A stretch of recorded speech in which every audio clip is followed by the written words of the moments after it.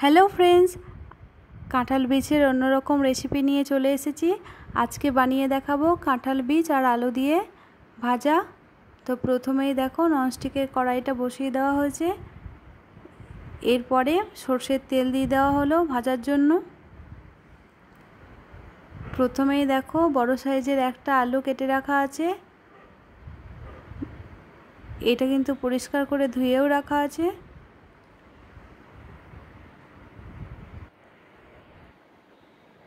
কাঁঠালের বীজগুলোকে কিন্তু রোদে শুকিয়ে নিতে হবে, না তো কাঠখোলায় একটু ভেজে নিলেও হবে, খোসাটা কিন্তু তাড়াতাড়ি ছেড়ে যাবে। আমি এখানে কাঁঠাল বীজটাকে 6 টুকরো মতো করে নিয়েছি, তোমরা চাইলে 4 টুকরোও করে নিতে পারো। তেলটা গরম হয়ে এসেছে, এর মধ্যে একটা শুকনো লঙ্কা দিয়ে দেওয়া হলো। শুকনো লঙ্কাটা একটু ভাজা ভাজা হয়ে আসার পরে কিন্তু কাঁঠাল বীজগুলো দিয়ে দিতে হবে। শুকনো লঙ্কাটা ভাজা হয়ে এসছে, কাঁঠালের বীজগুলো দিয়ে দেওয়া হচ্ছে। কাঁঠালের বীজগুলো দিয়ে দেওয়ার পরে কিন্তু কিছুক্ষণ ভেজে নিতে হবে কাঁঠালের বীজগুলোকে।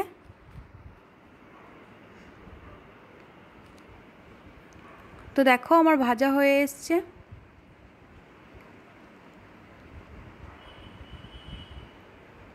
আগের থেকে আলু কেটে রাখা আছে, সেই আলুগুলোকেও কিন্তু এর মধ্যে দিয়ে দিতে হবে। তো আলুগুলোকেও আমি কিন্তু দিয়ে দিচ্ছি। দেখো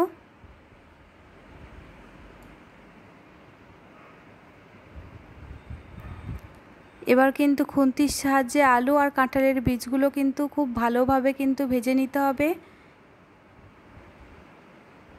এখানে কিন্তু হাফ চা চামচের মতো হলুদের গুঁড়ো দিয়ে দেওয়া হলো,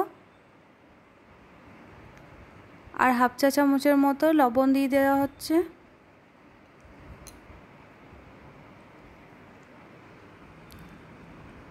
লবণ আর হলুদের গুঁড়োটা আমার দিয়ে দেওয়া হয়েছে, এবার ভালোভাবে ভেজে নিতে হবে।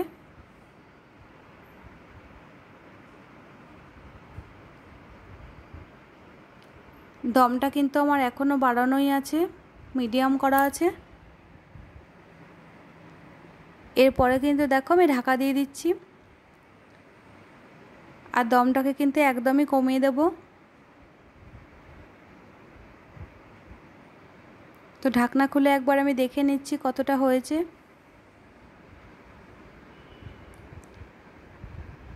কাঁঠাল বীজ আর আলুগুলো কিন্তু মোটামুটি ভাজা হয়ে এসছে, এখনও কিছুটা ভাজা হবে। আমি একটু খুন্তির সাহায্যে কিন্তু নেড়ে নিচ্ছি।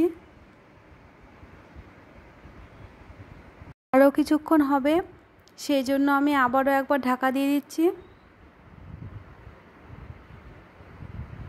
তো বেশ কিছুক্ষণ হয়ে গেছে, আমি ঢাকনাটা খুলে দেখবো এবার ভাজাটা হয়ে এসছে কিনা। তো দেখো আমার ভাজাটা কিন্তু কমপ্লিট হয়ে এসছে, তেল ছাড়া ছাড়া হয়ে এসছে। এই পর্যায়ে এলে কিন্তু বুঝে নিতে হবে যে কাঁঠাল বীজ আলুগুলো খুব ভালোভাবে ভাজা হয়ে এসছে। এখানে কিন্তু একটু জল ব্যবহার করিনি, আমি তেলের মধ্যে কাঁঠালের বীজগুলো ভালোভাবে ভেজে নিয়েছি। তো ভাজা হয়ে এসছে, আমি একটা প্লেটের মধ্যে তুলে রেখে দিয়েছি। এর মধ্যে কিন্তু একটু পোস্ত ছিটিয়ে দিলাম ওপরে। এই রেসিপিটা কিন্তু ঝরঝরে ভাতের সঙ্গে খুব ভালো যায়। যারা এই রেসিপিটি এখনও খায়নি তারা অবশ্য হলে কিন্তু একবার বাড়িতে খেয়েও খুব ভালো লাগবে। আর কেমন হয়েছে আমার এই রেসিপিটি কমেন্টে জানিও। ভালো লাগলে লাইক করে দিও, সাবস্ক্রাইব করে দিও, আর পাশে থাকা বেলটি অন করে দিও। তা আজকের মতো টাটা বন্ধুরা, আবারও ফিরে আসবো অন্য কোনো দিন অন্য কোনো রেসিপি নিয়ে।